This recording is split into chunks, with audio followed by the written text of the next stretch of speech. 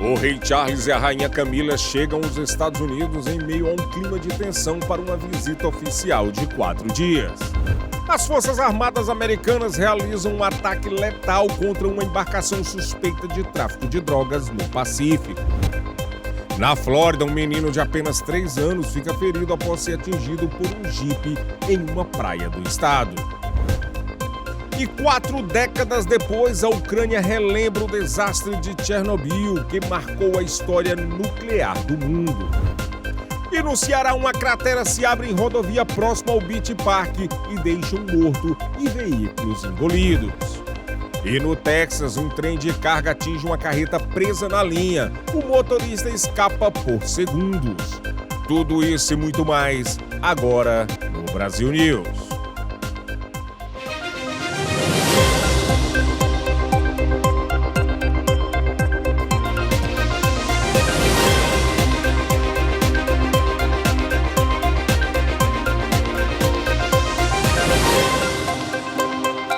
Boa noite.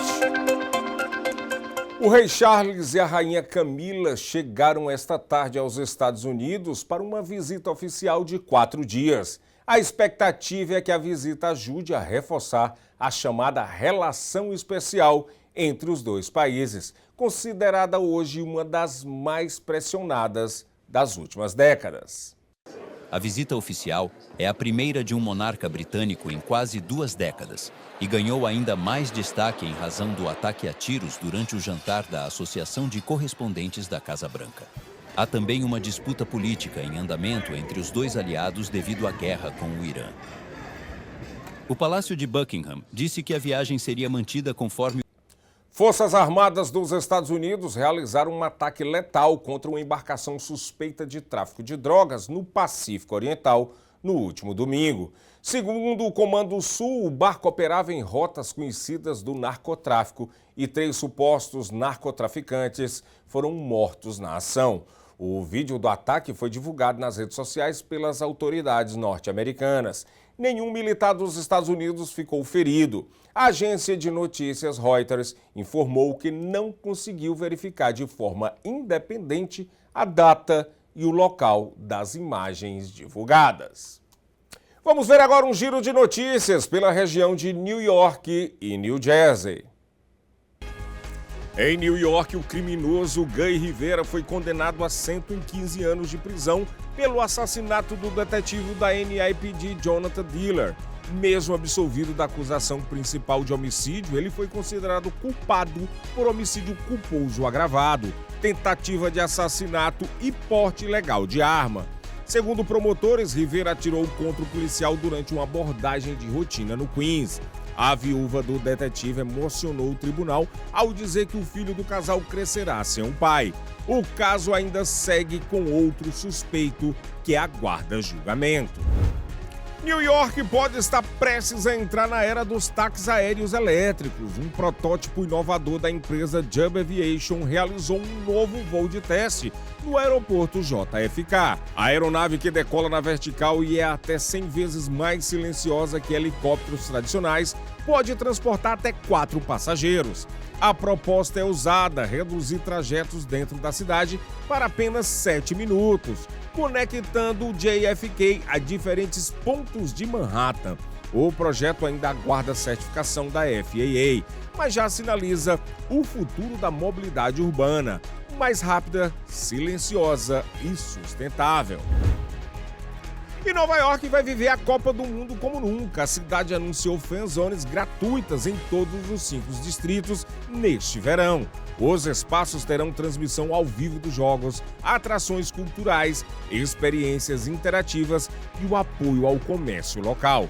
A proposta é levar a energia da Copa para perto da população, reunindo torcedores de todas as comunidades. Nos locais icônicos como o Rockefeller Center, Brooklyn Bridge Park e o complexo de tênis em Queens estão entre os pontos confirmados. A expectativa é de um dos maiores eventos gratuitos do país, conectando Nova York ao mundo através do futebol. Em New Jersey, uma mulher morreu e 2 pessoas ficaram gravemente feridas após um incêndio atingir uma casa multifamiliar em Newark. na madrugada do último sábado.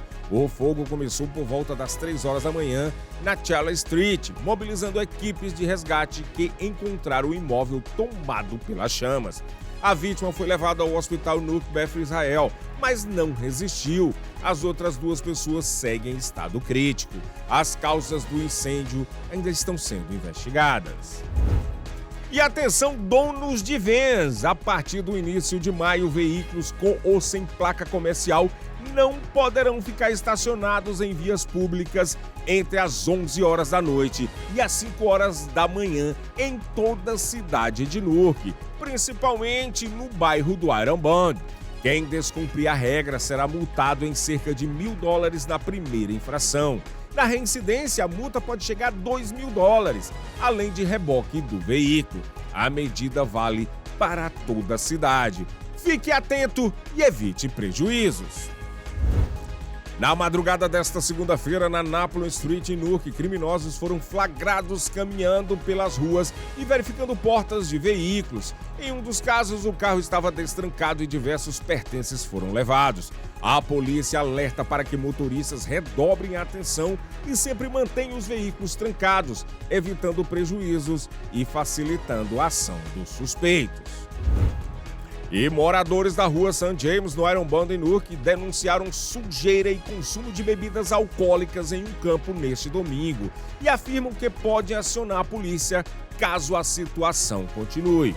Por outro lado, os frequentadores defendem que apenas estavam jogando futebol, bebendo e se divertindo sem causar problemas.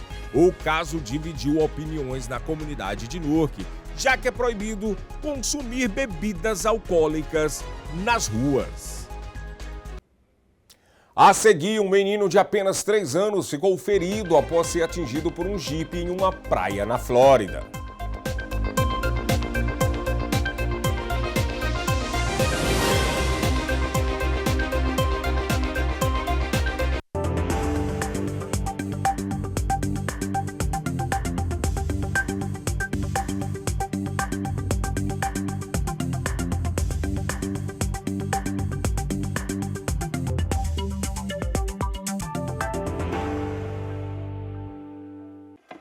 Tá com fome? Resolve agora. Café da manhã completo, fresco e pronto. Almoço? Esquece fila, esquece demora. Aqui é rápido, cheio de sabor. Bateu à vontade à tarde? A gente entrega. Abre o DoorDash, procura Teixeiras Bakery. Pediu? Chegou. Simples assim. Peça agora. Teixeiras Bakery. Mata a fome do jeito certo.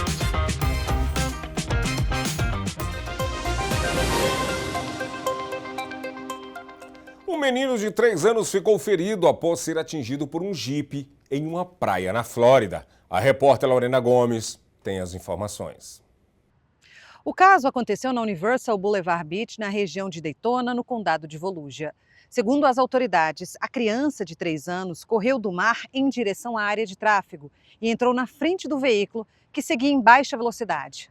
O menino foi levado como alerta de trauma para um hospital da região, mas recebeu alta sem necessidade de cirurgia. O motorista, identificado como Brock Winkler, de 36 anos, permaneceu no local. Testemunhas relataram que ele estava bebendo e latas de cerveja foram encontradas na área. Após exames, ele foi preso e acusado de dirigir sob influência de álcool com lesão corporal grave, além de recusar o teste do bafômetro. O caso, ocorrido no sábado, segue em investigação. E 2 jovens de 18 anos foram presos em Ocala após invadirem uma loja da Target com um cortador de grama. Segundo a polícia, no sábado, Janek Skaradek entrou dirigindo o equipamento pela porta, que foi quebrada com o impacto, enquanto Luke Charsky filmava tudo para as redes sociais. Testemunhas registraram a cena dentro da loja. Vidros foram quebrados e a entrada danificada. A investigação apontou que, na noite anterior, Skaradek já havia usado um soprador de folhas dentro de um restaurante na mesma região. Ele foi acusado de dano criminal e conduta desordeira. Charsky também foi preso e responde como participante por registrar a ação. Os 2 foram liberados no domingo. E a Guarda Costeira apreendeu mais de 1 tonelada de cocaína avaliada em mais de $19 milhões. A operação foi realizada no Caribe e envolveu diversas unidades militares e de inteligência. A droga foi descarregada na base em Miami Beach e faz parte de 13 interceptações feitas por navios e aeronaves da Guarda Costeira e da Marinha dos Estados Unidos. Na ação, 6 suspeitos de tráfico internacional foram detidos e transferidos às autoridades federais. Segundo a Guarda Costeira, as operações integram uma estratégia mais ampla de combate ao tráfico marítimo, responsável pela maior parte das drogas destinadas aos Estados Unidos. E o projeto Slot World Orlando, na International Drive, anunciou pedido de falência e informou que não será mais inaugurado. O encerramento ocorre após uma série de problemas envolvendo o local, onde 31 bichos preguiça morreram durante a fase de preparação da atração. Segundo as autoridades, o espaço funcionava em um armazém e não tinha estrutura adequada para abrigar animais silvestres, o que levou a investigações federais. Após o caso, 13 preguiças que sobreviveram foram resgatadas e encaminhadas para cuidados veterinários e quarentena no Central Florida Zoo. O caso segue sob apuração de órgãos ambientais e de conservação que investigam as condições em que os animais eram mantidos. E a polícia do condado de Orange capturou um enorme jacaré perto de um condomínio. A foto da captura foi postada no perfil do gabinete do xerife do condado de Orange nas redes sociais. O que seria um jacaré de cerca de 1,5 metros, segundo a denúncia, na verdade era um com mais de 3 metros de comprimento. Caçadores licenciados ajudaram a conter e remover o animal com segurança. Ninguém ficou ferido e o jacaré foi realocado para garantir a segurança dos moradores. O caso acontece em um período de alerta na Flórida.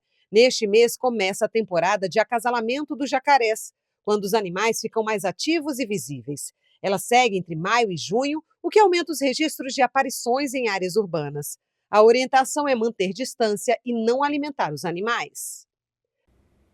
O centro de Orlando foi tomado por música, bandeiras e cores durante o 10º desfile e festival porto-riquenho da Flórida. Centenas de pessoas se reuniram na Orange Avenue, em Downtown Orlando, no sábado, para celebrar a cultura, herança e comunidade. Com carros alegóricos, carros clássicos e muita música, a 10ª edição do Desfile Festival Porto-Riquenho da Flórida levou energia ao centro da cidade. Famílias e amigos participaram vestidos com as cores de Porto Rico, destacando o orgulho e a identidade cultural. A polícia de Orlando participou da festa e fez questão de postar nas redes sociais. O desfile começou pela manhã e foi seguido por um festival com música ao vivo, comida e artistas locais ao longo do dia. O tema deste ano foi Construa o Futuro em Porto Rico, com homenagens à cidade de Yabucoa. Segundo participantes, o evento é uma forma de manter vivas as raízes e fortalecer a comunidade na Flórida Central. No próximo bloco, Chernobyl 40 anos depois. A Ucrânia relembra o pior desastre nuclear da história, que expôs milhões à radiação, deixou milhares de mortos e contaminou extensas áreas da Europa.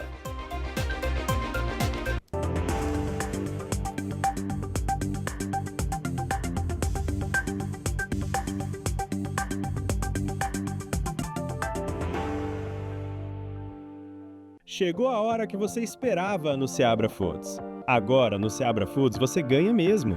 Cada compra vira ponto. Ponto vira desconto na hora. Só digitar o celular. Pronto, cupom na hora. Cadastre-se no caixa e já resgate seus cupons ou acesse Seabra Foods Rewards e prepare suas ofertas para a próxima visita. Seabra Foods Rewards, seu programa de pontos, sua economia de verdade.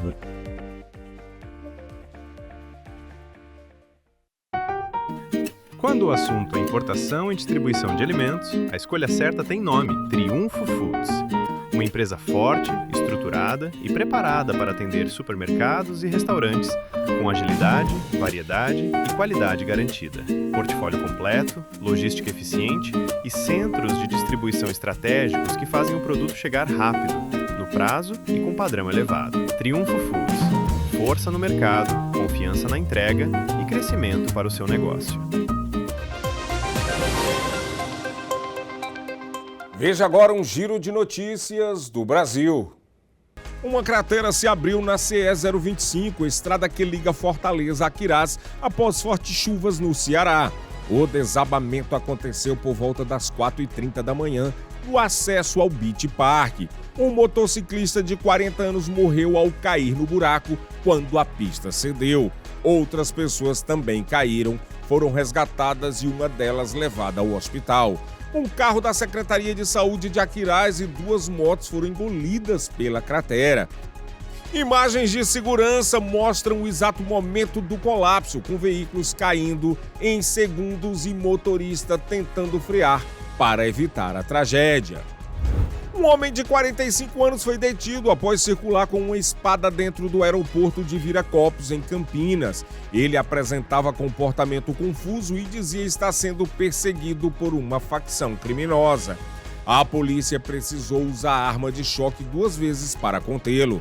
Apesar do susto, ninguém ficou ferido. O homem foi levado para uma unidade de saúde e o caso registrado na delegacia. O dólar comercial fechou em queda de 0,31% nesta segunda-feira, cotado a R$ 4,98. O movimento foi influenciado pela alta do petróleo e pelas tensões no Oriente Médio. Investidores também estão atentos à super quarta, quando o Brasil e Estados Unidos decidem suas taxas de juros. A expectativa em torno da Selic e do cenário internacional segue movimentando o mercado financeiro. Um ataque com explosivos deixou pelo menos 19 mortos e 38 feridos no sudoeste da Colômbia no último domingo. O número de mortos em um ataque com explosivos a uma rodovia no sudoeste da Colômbia subiu para 19 no domingo, segundo autoridades do país sul-americano.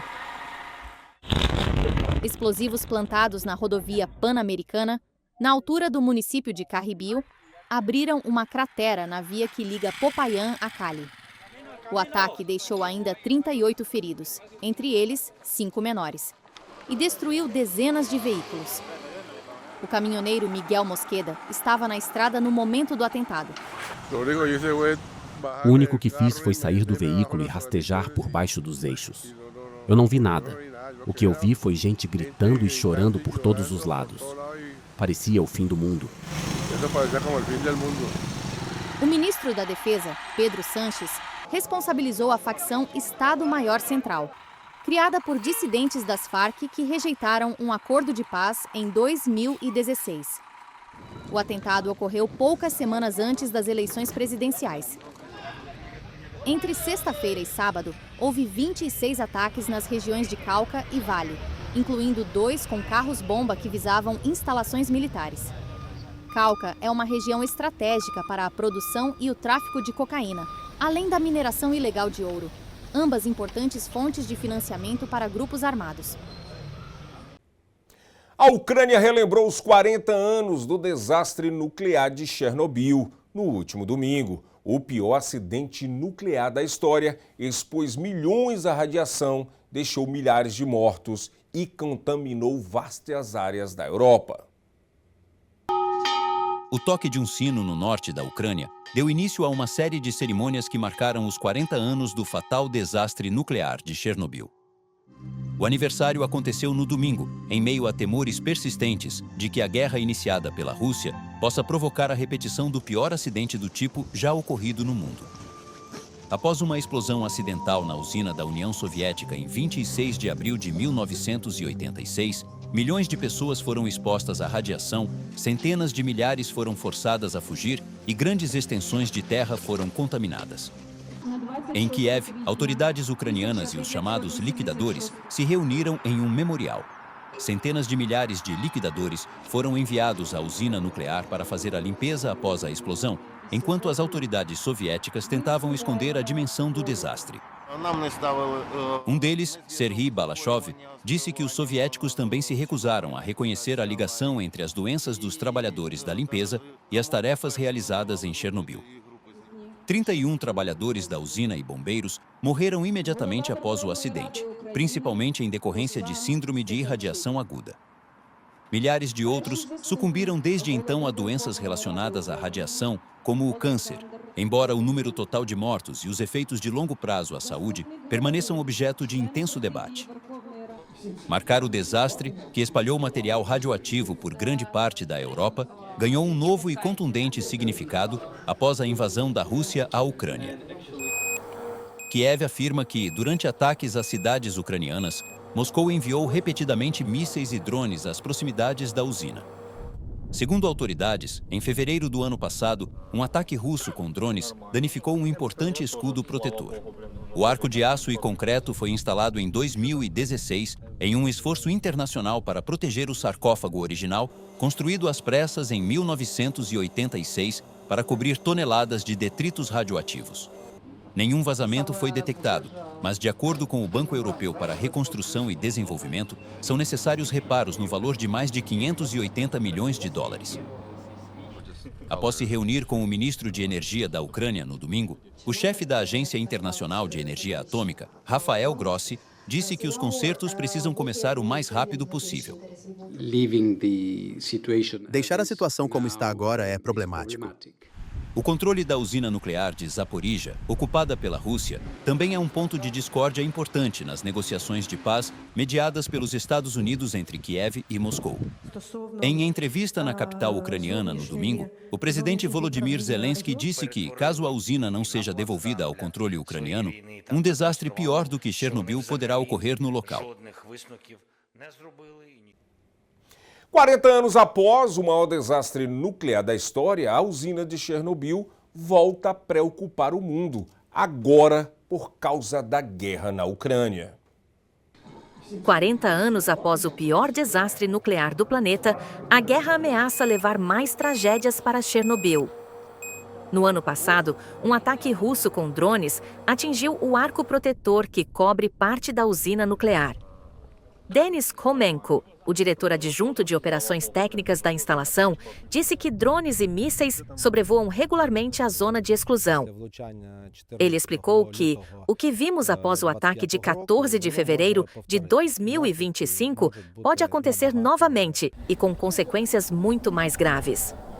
A Rússia nega envolvimento no ataque, que o Serviço de Segurança da Ucrânia disse ter envolvido um drone Shahed, uma arma que as forças ucranianas não utilizam. Trabalhadores tamparam o buraco com um grande painel, pequeno diante da imponente estrutura de aço de 256 metros de largura, que cobre o reator 4 danificado. No entanto, reparos adicionais são necessários. Em algumas áreas do arco, realizar reparos é extremamente difícil, devido aos níveis muito elevados de radiação. Assim, por exemplo, um soldador ou outro pessoal altamente qualificado pode conseguir trabalhar lá apenas por alguns minutos, ou talvez algumas horas. Grande parte da zona de exclusão de Chernobyl apresenta níveis de radiação próximos ao normal.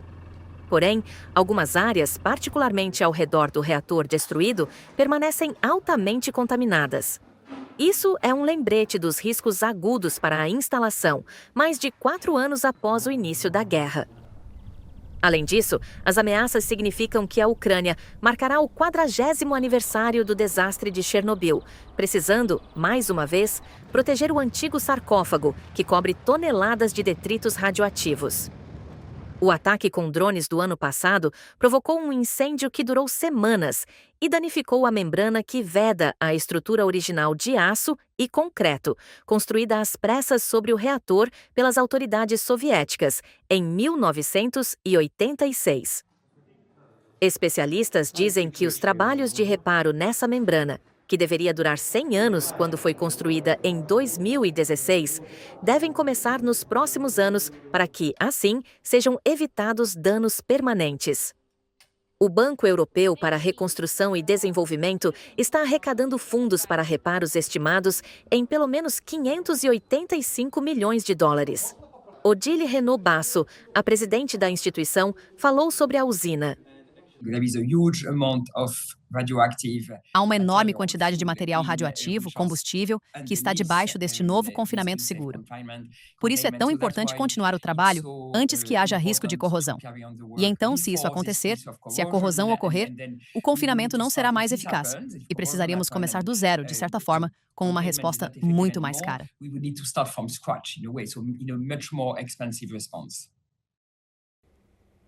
Palestinos estão transformando destruição em sobrevivência. Em Gaza, as ruas devastadas pela guerra estão sendo reconstruídas com os próprios escombros, triturados em um projeto da ONU que já removeu cerca de 287 mil toneladas, uma fração diante das 61 milhões existentes. Palestinos estão usando escombros da guerra para repavimentar ruas em Gaza. Um projeto administrado pelo Programa das Nações Unidas para o Desenvolvimento, PNUD, tritura concreto e reaproveita sucata metálica como um passo rumo à reabilitação do território devastado pela guerra. Em Gaza, estamos lidando com um volume sem precedentes de escombros. Estamos falando de 61 milhões de toneladas. Alessandro Mraket supervisiona o escritório do PNUD em Gaza.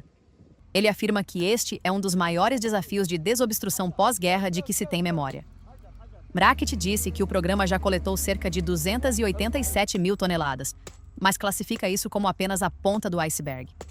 O esforço ocorre em meio a uma paralisação do plano do presidente dos Estados Unidos, Donald Trump, para Gaza.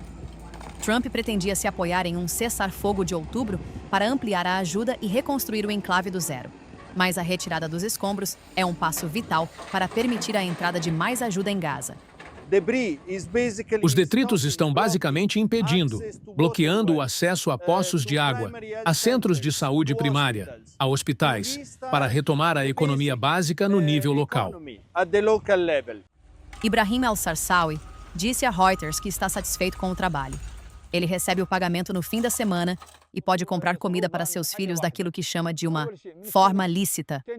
Ele afirma que há duas ameaças: o sol e tiros esporádicos de forças israelenses.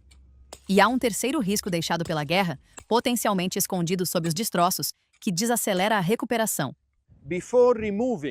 Antes de remover qualquer pequena quantidade de detritos, estamos avaliando o risco e a potencial presença de artefatos explosivos não detonados.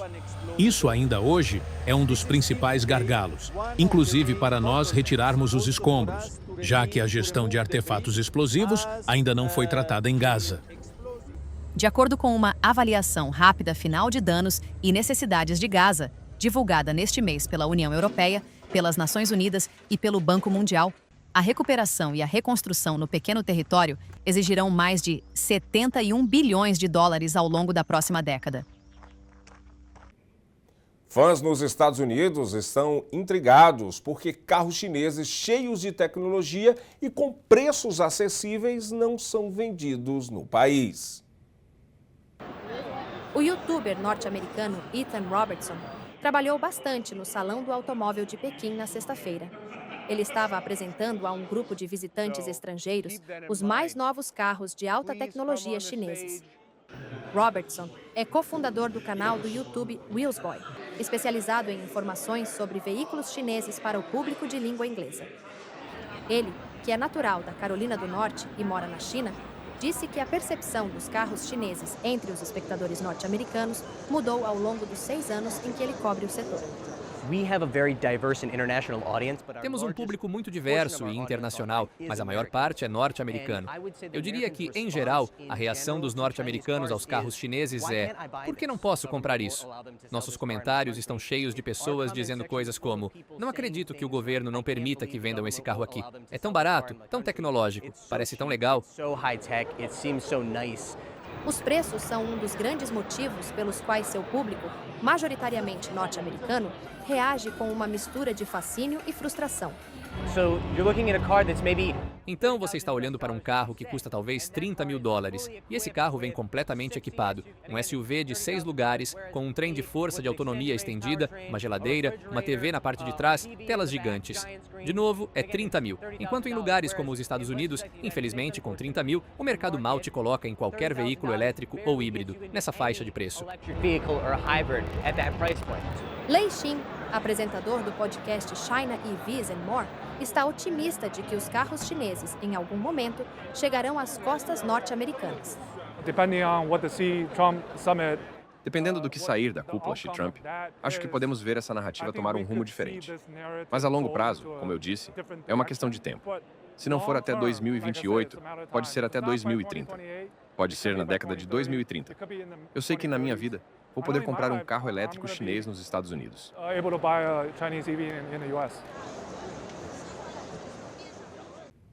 Veja agora um giro de notícias pelos Estados Unidos. Em Fort Worth, no Texas, um trem de carga atingiu violentamente uma carreta que ficou preso em uma passagem de nível. Segundo, antes do impacto, o motorista conseguiu sair do veículo e escapar sem ferimentos. As imagens impressionam pela força da colisão e pela rapidez da fuga. Apesar do susto, ninguém ficou ferido. As causas do incidente ainda estão sendo investigadas. Nos arredores de Minneapolis, Minnesota, um pequeno avião caiu no último sábado, deixando 2 mortos. Entre as vítimas está a deputada estadual da Dakota do Norte, Liz Cheney. O piloto da aeronave também morreu no acidente. As autoridades investigam as causas da queda, que chocou a comunidade local e autoridades políticas. No Colorado, um motorista de 81 anos foi preso após dirigir na contramão e ser interceptado pela polícia com a manobra PIT, utilizada para parar veículos em fuga. Segundo as autoridades, o idoso apresentava sinais de estar sob efeito de álcool. Ninguém ficou ferido na ocorrência, que terminou com a detenção do suspeito. Chegou o momento de agradecer aos mais de 15 mil inscritos no nosso canal Seabra Brazilian Television. Começamos aqui de um por um e conquistamos a casa de cada um de vocês, não só a casa, o telemóvel, o celular. E gostaríamos de agradecer a cada um de vocês desses 15 mil e gostaríamos de multiplicar para que possamos chegar a novas metas. Muito obrigado a cada um que faz parte da inscrição do nosso canal no YouTube, Seabra Brazilian Television. Muito obrigado pela sua companhia, o Brasil News fica por aqui e tenham todos uma boa noite.